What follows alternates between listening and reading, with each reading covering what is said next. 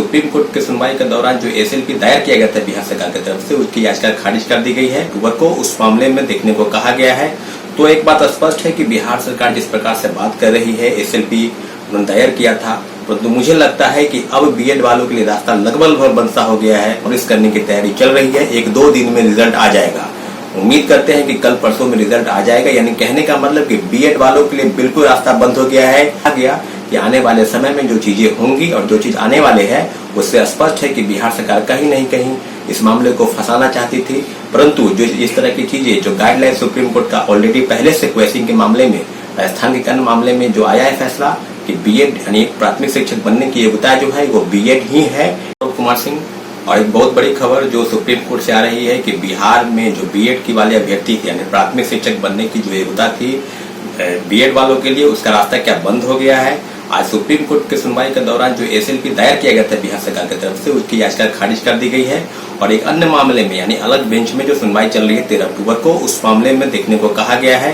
तो एक बात स्पष्ट है कि बिहार सरकार जिस प्रकार से बात कर रही है, एसएलपी उन्होंने दायर किया था, परंतु मुझे लगता है कि अब बीएड वालों के लिए रास्ता लगभग बंद हो गया है।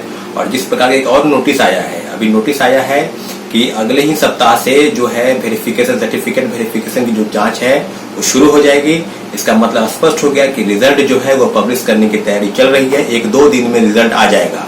उम्मीद करते हैं कि कल परसों में रिजल्ट आ जाएगा। यानी कहने का मतलब कि बीएड वालों के लिए बिल्कुल रास्ता बंद हो गया है।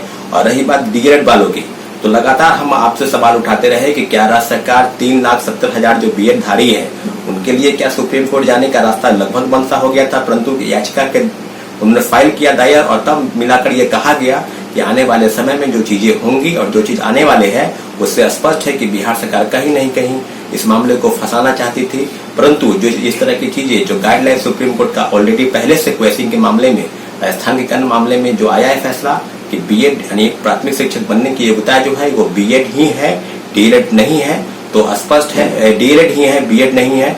इससे स्पष्ट हो गया है कि बिहार सरकार की जो नाकामी है, अगर आपके मन में इस तरह का सवाल था कि नहीं, अगर हम जो अभ्यर्थी है उनके तरफ से एसएलपी दायर करते, तो इस तरह की चीजों को लेकर निश्चित रूप से आगे की जो चीजें हैं बिल्कुल आसान नहीं होगी। और उम्मीद हम करते हैं कि जो सुप्रीम कोर्ट के फैसले का है उसका सम्मान सभी को करना है। और आगे आकर सुप्रीम कोर्ट की तरफ से जो गाइडलाइन है और डबल बेंच की जो सुनवाई चल रही है, उसकी प्रतीक्षा हम सभी को करनी चाहिए। इसलिए हमारा मानना है कि राज्य सरकार को त्वरित कार्रवाई करते हुए आगे की चीजों को बिल्कुल ध्यान देने की जरूरत है। और रिजल्ट निकालने के लिए डीएलएड वाले जो है उनका रिजल्ट निकाल देना चाहिए और जो भी सुनवाई चल रही है उसका प्रतीक्षा करना चाहिए। धन्यवाद।